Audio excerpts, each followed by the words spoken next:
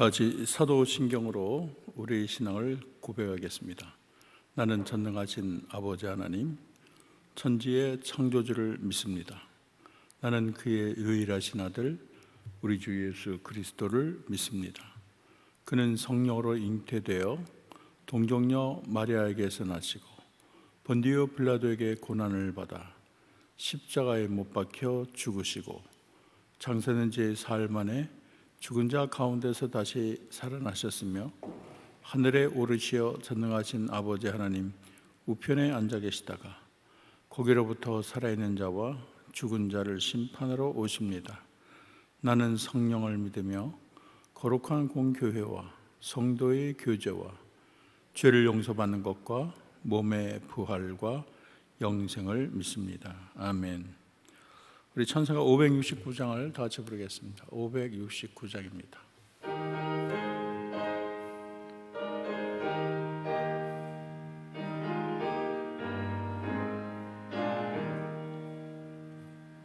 선한 목자 되신 우리 주 항상 인도하시고 푸른 풀밭 좋은 곳에서 우리 먹여주소서. 선한 목자 구세주여 항상 인도하소서. 선한 목자 구세주여 항상 인도하소서.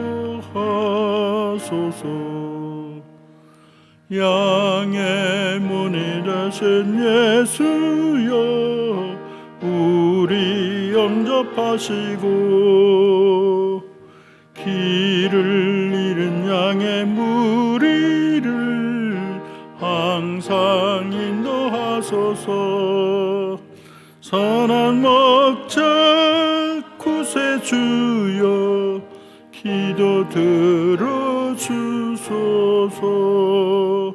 선한 목자 구세주여 기도 들어주소서. 흠이 많고 약한 우리를 용납하여 주시고 주의 넓고 크신 은혜로 자유 얻게 하셨네. 선한 목자 구세주여 지금 나아갑니다. 선한 목자 구세주여 지금 나아갑니다. 일찍 주의 뜻을 따라서 살아가게 하시고 주의 거신 사랑 베푸사 따라가게 하소서. 선한 목자 구세주여 항상 인도하소서. 선한 목자 구세주여 항상 인도하소서.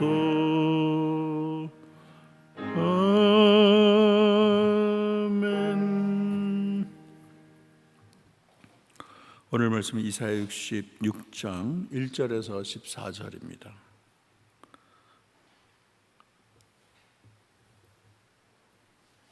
저와 여러분이 한 절씩 기도하겠습니다. 이사야서 66장 1절에서 14절입니다. 여호와께서 이와 같이 말씀하시되 하늘은 나의 보좌요 땅은 나의 발판이니 너희가 나를 위하여 무슨 집을 지으랴. 내가 안식할 처소가 어디랴.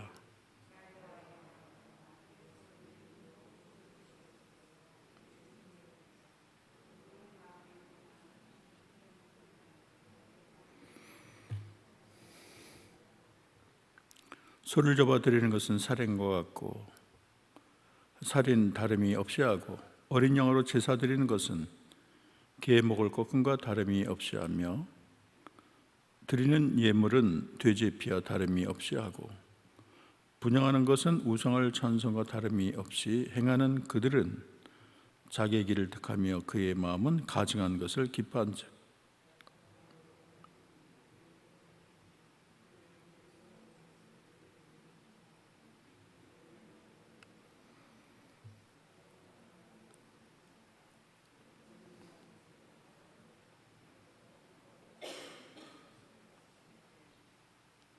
여호와의 말씀으로 말미암아 떠난 자들아 그의 말씀을 들을지어다. 이르시되 너희가 형제가 너희를 미워하며 내 이름으로 말미암아 너희를 쫓아내며 이르기를 여호와께서는 영광을 나타내사 너희 기쁨을 우리에게 보이시기를 원하노라 하였으나 그들은 수치를 당하리라 하셨느니라.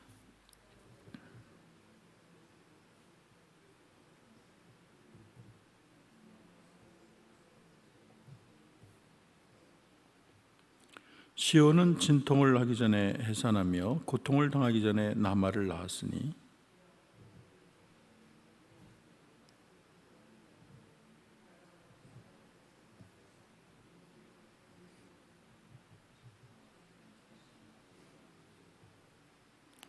여호와께서 이르시되 내가 아이를 갖도록 하였은즉 해산하게 하지 아니하겠느냐. 내 하나님이 이르기를 나는 해산하게 하는 이인즉 어찌 태를 닫겠느냐 하시니라.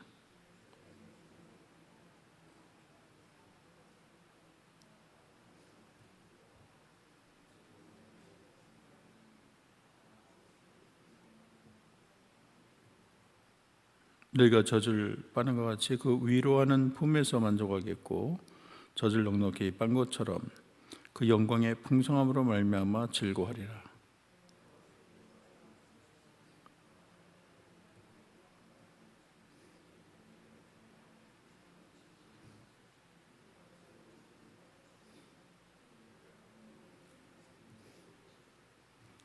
어머니가 자식을 위로한 같이 내가 너희를 위로할 것인즉 너희가 예루살렘에서 위로를 받으리니 다같이 너희가 이를 보고 마음이 기뻐서 너희 뼈가 연한 불의 무성함 같으리라.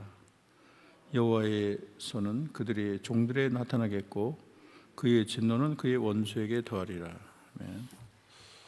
오늘도 새벽 예배에 참석하신 여러분에게 하나님의 특별한 배려와 은총이 넘치기를 원합니다. 또 방송으로 예배드리는 여러분에게도 하나님의 특별한 돌보심이 있기를 소원합니다. 이제 이사야 66장은 이사야 전체를 마감하는 대단원을 마감하는 장이죠. 그래서 심판과 소망의 메시지가 나타나고 있습니다. 오늘 보면은 크게 두 부분으로 우리가 생각할 수 있는데, 첫째는 1절에서 6절 예배의 회복을 요청하는 말씀이, 하나님은 거짓 예배를 드리는 위선자를 심판하시고 말씀을 두려워하고 떠는 자들을 축복하십니다. 그리고 이제 둘째 부분은 7절에서 14절인데 이거는 고난받는 자들에게 주시는 위로의 말씀으로 이해할 수 있겠습니다. 그래서 예루살렘을 회복해서 위로의 어머니가 되게 하시겠다고 하십니다. 그리고 말씀으로 고난을 받고 믿음을 지킨 자들은 새 예루살렘으로 인도해서 위로하시겠다는 은혜의 말씀이 되는 것입니다. 먼저 우리가 예배 회복을 촉구하는 말씀에 우리 눈을 기울이겠습니다. 우리 1절 다 같이 읽어볼까요? 시작. 여호와께서 이와 같이 말씀하시되 하늘은 나의 보좌요 땅은 나의 발판이니 너희가 나를 위하여 무슨 집을 지으랴. 내가 안식할 처소가 어디랴. 이거는 유대인들에게 아주 만연해 있던 성전 만능주의, 또 형식적인 신앙, 이거를 비판한 말로 이해할 수 있어요. 이스라엘 시절의 백성들은 솔로몬 성전을 굉장히 귀히 여기고 사랑을 했습니다. 규모도 엄청나고 금으로 또 가장 백향목으로 가장 최고급 자재로 사용했으니까 얼마나 아름답고 고귀하겠습니까? 그런데 문제는 백성에게 이 성전이 우상이 되고 성전을 하나님을 제한하는 것으로 이해를 한 게 잘못이에요. 그들은 하나님이 성전 안에만 계시다고 생각을 했어요. 그래서 성전 안에서는 거룩한 척하지만 성전을 떠나면 하나님이 안 계신 것처럼 자기 마음대로 살았던 것입니다. 이것이 하나님 보기에 무척 하나님을 섭섭하게 하고 또 하나님 마음을 아프게 하고 가증스러운 것이었습니다. 하나님은 성전 안에만 머무시는 분이 아니죠. 하늘이 하나님의 보좌다. 또 땅의 발등상이다. 그러니까 이게 참 대단한 얘기 아닙니까? 발판이라는 건 이제 우리가 신발 신을 때 얻는 그 대를 말하는데요. 땅이 우리 하나님의 신발 신는 것밖에 안 된다는 거예요. 그래서 천지만물을 지으신 하나님은 지은 성전에만 매여 있는 분이 아니다. 온 우주를 통치하시는 아주 놀라운 분이라는 것을 말하려고 했습니다.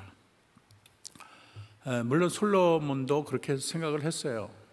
예루살렘 성전을 하나님께 바쳤지만 하나님은 손으로 지은 성전에만 계시는 분이 아니라는 것을 솔로몬이 인정을 했습니다. 그래서 열왕기상 8장 27절 보면 하나님이 참으로 땅에 거하시리이까 하늘과 하늘을 들으라도 하늘들의 하늘이라도 주를 용납하지 못하겠거든 하물며 내가 건축한 이 성전이오리까. 아주 최고의 성전을 하나님께 바쳤는데도 아주 겸손하게 하나님이 이 성전에 갇혀 있는 분이 아닙니다. 그렇지만 하나님의 마음을 두신 곳이니까 주여 우리의 기도를 들어주소서 그렇게 기도한 거 여러분 다 기억하시죠?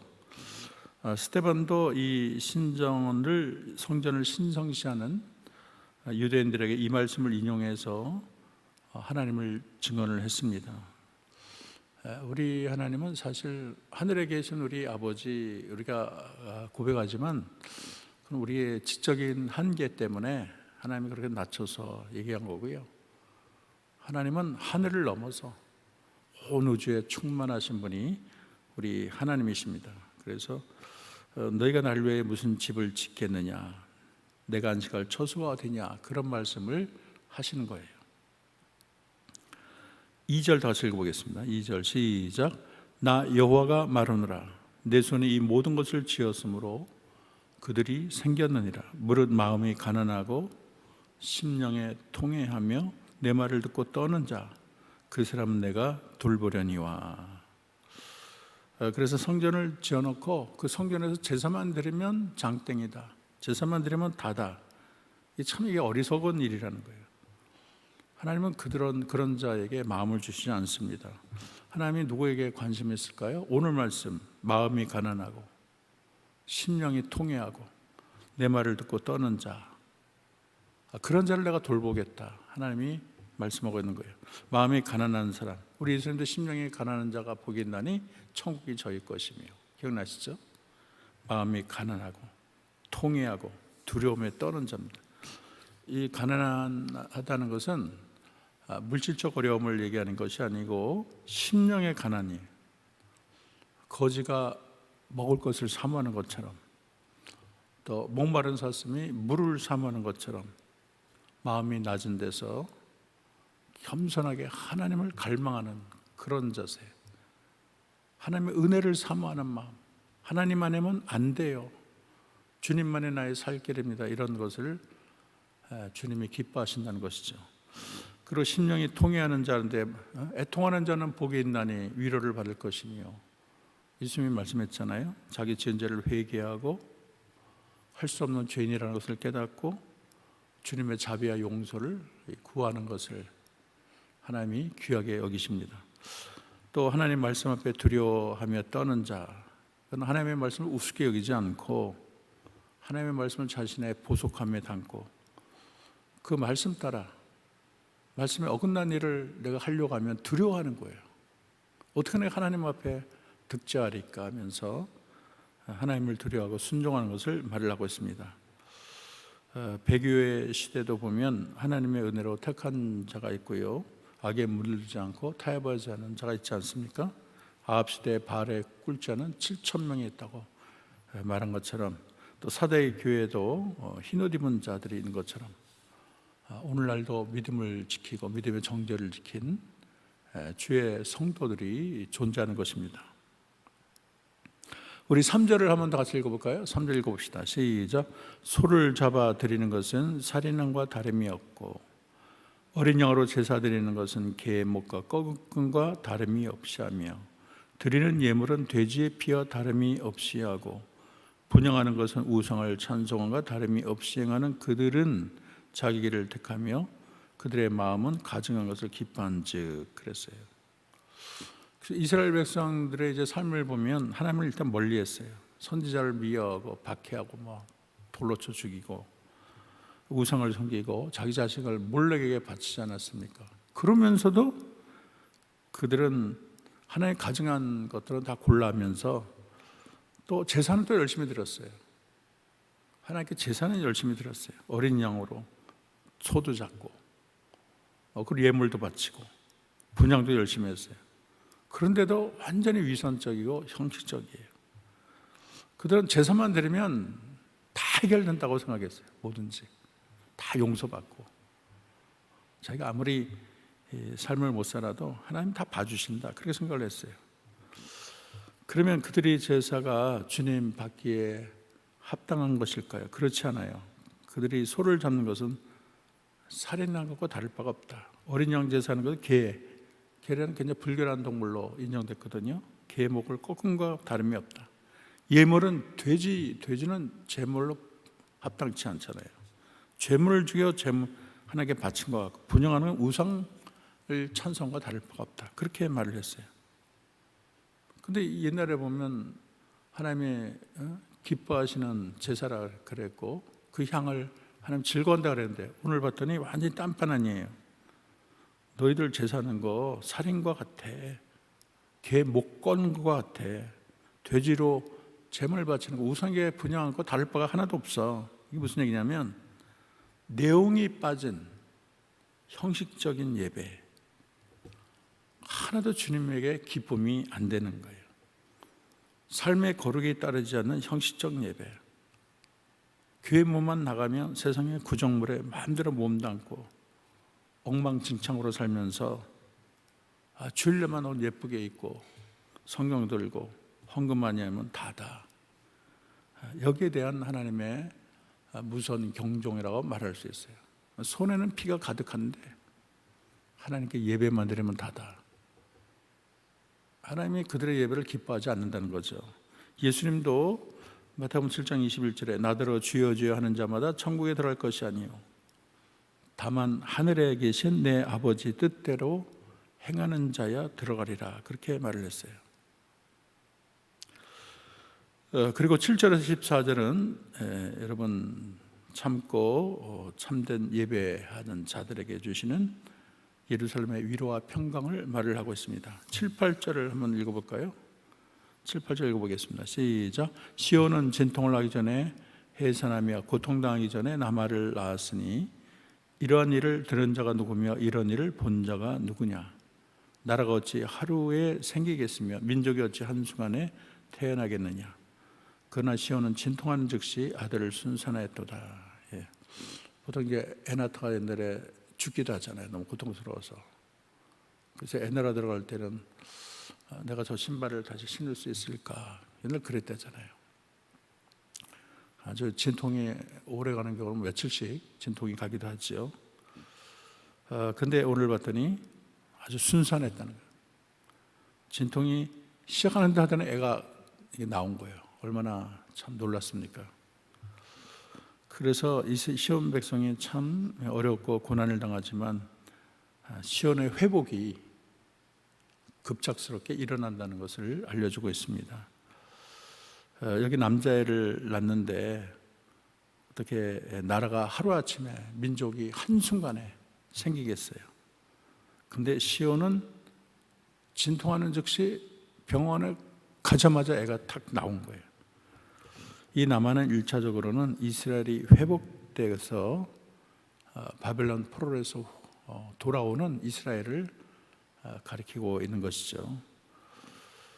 그래서 이스라엘의 포로 귀환은 놀랍게도 예기치 않게 갑자기 일어나게 되는 것입니다. 그러나 보다 본격적으로 종말론적으로는 그리스도를 통해서 만들어질 새 나라, 새 민족, 교회를 가리키고 있습니다. 신약교회는 예수님이 오셔서 세워졌고 또 성령의 강림과 전도, 사도들의 전도를 통해서 아주 힘있게 막 확장되지 않습니까? 우리가 사도행전을 공부했지만 얼마나 대단합니까? 이 바울은 회심하고 순교 때까지 33년에 불과했지만 그가 33년 동안 그가 전한 복음은 소아시아, 유럽, 로마, 스페인까지 널리 전파되고 아주 곳곳에 그 교회들이 세워지고 그 신약교회가 세계적인 교회로 발전하게 되는 것이죠. 그래서 이 남자아이가 진통하기 전에 태어난 것이 우연이 아니고 이게 다 하나님이 간섭했다는 거예요. 이런 구절 한번 읽어볼까요? 구절 읽어봅시다. 시작. 여호와께서 이르시되 내가 아이를 갖도록 하였은즉 해산하게 하지 아니하겠느냐. 네 하나님이 이르시되 나는 해산하게 하는즉 어찌 태를 닫겠느냐 하시니라 그랬어요.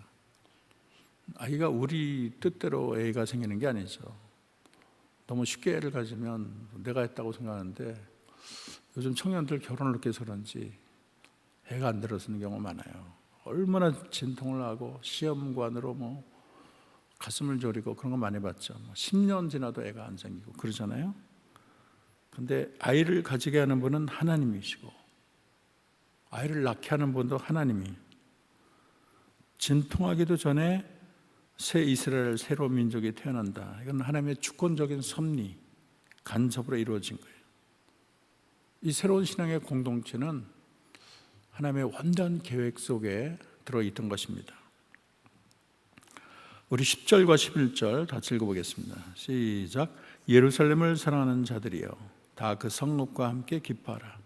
다 그 성읍과 함께 즐거워하라. 그 성을 위하여 슬퍼하는 자들이여 다 그 성의 기쁨으로 말미암아 그 성과 함께 기뻐하라. 너희가 젖을 빠는 것 같이 그 위로하는 품에서 만족하겠고 젖을 넉넉히 빤 것처럼 영광의 풍성함으로 말미암아 즐거워하리라. 이제 예루살렘을 사랑하는 자들이 그동안은 너무 슬펐죠. 예루살렘이 다 파멸이 되고 포로로 끌려가고 70년 살지 않았습니까? 이제 끝장난 거, 소망이 없었는데 기뻐할 일이 있다는 거예요. 즐거울 날이 있다는 거예요. 왜냐하면 성읍과 함께 기뻐하라 그랬는데 그것은 예루살렘이 예기치 않게 갑자기 꿈같이 회복된다는 것을 알려주고 있습니다. 예루살렘은 그들에게 있어서 어머니 품처럼 그립고 따스한 곳이죠. 그래서 예루살렘 회복은 그들의 간절한 꿈과 소망일 것입니다. 그래서 그 꿈이 이루어지면 마치 엄마 품에 안겨서 젖을 빠는 것처럼 아주 위로도 받고 큰 평강을 누리게 될 것입니다. 그리고 젖을 충분히 먹은 아이가 얼마나 만족스럽습니까? 영광의 풍성함으로 즐거워하겠다는 하나님의 약속입니다. 이제 12절을 보면 예루살렘의 평강이 강물처럼 넘치고 문나라의 북의 영화가 시냇물처럼 흐르겠다. 그들이 이제 예루살렘의 젖을 빨고 팔에 안기고 무릎에서 놀 것이다 그렇게 말을 해요. 근데 중요한 말이 문나라라는 단어예요. 예루살렘 품 안에서 위로받는 게 이스라엘 백성만이 아니고 문나라, 열국까지 하나님께서 품겠다는 거예요. 그래서 예루살렘은 열국을 품는 어머니 역할을 한다는 것이죠. 열국이 그 품에 안겨서 신령한 젖을 빨고 또 그의 팔에 안겨 쉼을 얻고 무릎에서 뛰어논다. 얼마나 대단합니까? 이것은 이스라엘의 남은 자뿐만 아니라 여호와를 사랑하는 세계 만민이 이런 놀라운 평강을 누리겠다는 하나님의 예언이 되는 것입니다. 우리 13, 14절 읽어보겠습니다. 시작. 어머니가 자식을 위로한 같이 내가 너희를 위로할 것인즉 너희가 예루살렘의 위로를 받으리니 너희가 이를 보고 마음이 기뻐서 너희 뼈가 연한 풀의 무성함 같으리라. 여호와의 손은 그의 종들에게 나타나겠고 그의 진노는 그의 원수에게 덜이라. 여러분 자식을 잘 위로하는 자는 엄마 아닙니까? 엄마의 위로가 최고죠. 여호와께서도 친히 엄마처럼 너희를 위로할 것이다. 예루살렘에서 위로를 받을 것이다. 생모가 자녀를 돌보는 이상으로 하나님이 자기 백성을 돌봐주겠다. 그렇게 말을 하는 거예요. 그래서 우리 하나님은 위로의 하나님이세요. 이사야는 포로에서 자기 백성을 돌아오게 하시고 예루살렘을 회복시키시는 위로의 하나님을 묘사하고 있습니다.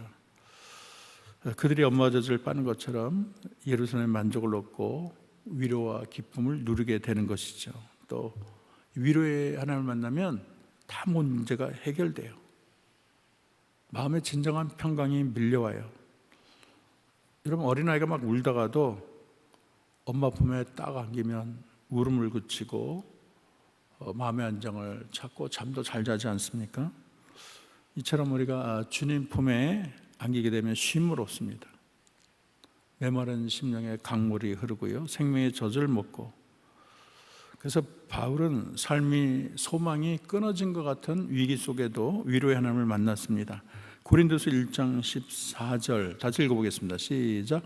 우리의 모든 환난 중에 우리를 위로하사 우리로 하여금 하나님께 받는 위로로서 모든 환난 중에 있는 자들을 능히 위로하게 하는 이시로다. 하나님이 위로자라는 게 우리 연약한 흙덩어리 인생에게는 참 힘이 되는 말씀이죠. 우리가 섬기는 하나님은 우리의 고통과 눈물에 아무런 감각이 없는 목석 같은 분이 아닙니다. 너희들이 뭐 고통을 받거나 말거나 내 할 바 아니다, 그런 하나님이 아니에요. 하나님은 눈물을 흘리시는 분이세요. 예수님이 이 땅에 오셔서 3번 우셨잖아요. 그리고 우리가 섬기는 하나님은 참된 위로자. 우리 성령을 컴포터 그래요. 위로자, 성령. 위로자가 성령 이름이 돼버렸어요. 성부, 성자, 성령이 다 위로자예요. 우리 인생도 위로가 필요합니다. 우리가 아무리 힘이 세고 강해 보여도 누구나, 지위가 높든지 낮든지 누구나 위로가 필요하죠. 오늘의 현실이 만만치 않고 때로는 이유를 알 수 없는 불안 때문에 우리가 잠을 설치기도 하고 예상치 못한 문제로 내 삶이 무너질 것 같은 불안감에 우리가 휩싸일 때가 있습니다. 주변을 돌아보면 아무도 나를 도울 자가 없고 망망대해에 떠있는 한쪽의 배와 같을 때가 있어요. 이럴 때 우리가 어떻게 될까요? 우리는 참된 위로자 되시는 하나님께로 나가야 되겠습니다. 아무리 모든 소망이 끊어지더라도 여러분이 하나님 앞에 나와 간절히 기도하면 하나님으로부터 위로와 평강이 임할 것이고 또 문제 해결책이 여러분 앞에 환하게 나타나게 될 것입니다. 온전한 위로와 평강은 요한계시록 22장에 나타나는데 이렇게 되어 있어요. 다시 읽어볼까요? 시작. 또 내가 새하늘과 새 땅을 보니 처음 하늘과 처음 땅이 없어졌고 바다도 다시 있지 않더라. 또 내가 보매 거룩한 성 새 예루살렘이 하나님께로부터 하늘에서 내려오니 그 준비한 것이 신부가 남편을 위하여 단장한 것 같더라. 그래서 여러분 이제 몸이 아픈 분도 있고 재산을 잃은 분도 있고 또 사별한 사람도 있고 사실 이 세상에서는 완벽한 위로를 구할 수가 없어요. 그러나 우리가 장차갈 세상은 완전한 위로의 세상. 우리가 하나님이 우리 하나님이 되고 우리는 그의 백성이 됩니다. 우리의 눈물을 닦아주신다. 눈물을 닦아준다는 표현이 너무 멋있는 것 같아요. 그래서 예루살렘은 우리의 영원한 본향이 되는 것입니다. 거기는 하나님과 어린 양이 우리의 성전이 되고요, 또 하나님의 보좌로부터 생명수강이 흐르고 달마다 생명수가 열리는데 얼마나 이 열매가 맛있겠습니까? 그래서 젖을 먹은 아이가 어머니 품에 만족하듯이 거기는 뭐가 좋은지 다들 싱글벙글 참 만족과 안식과 영원한 희락을 누리게 될 것입니다. 이제 말을 맺습니다. 우리 주님은 형식적 예배를 거부하세요. 삶은 엉망진창으로 살아도 예배만 잘 드리면 된다, 이런 생각을 버려야 되겠습니다. 하나님은 삶과 예배의 일치를 간절히 원하십니다. 저는 오늘 이사야가 우리에게 주는 교훈을 미가서 6장 7, 8절을 읽음으로 정리를 할까 합니다. 우리 큰 목소리 한번 읽어봅시다. 미가서, 제가 이제 신대원 입학 때 이게 시험 문제 나왔어요. 암송하라고. 다시 읽어봅시다. 시작. 내가 무엇을 가지고 여호와 앞에 나아가며 높으신 하나님께 경배할까? 내가 번제물 1년 된 송아지를 가지고 그 앞에 나아갈까? 여호와께서 천천의 수양이나 만만의 강수 같은 기름을 기뻐하실까?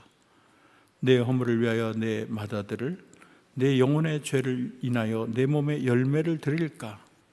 사람아, 주께서 선한 것이 무엇임을 내게 보이셨나니 여호와께서 내게 구하시는 것은 오직 공의를 행하며 인자를 사랑하며 겸손히 내 하나님과 함께 행하는 것이 아니냐.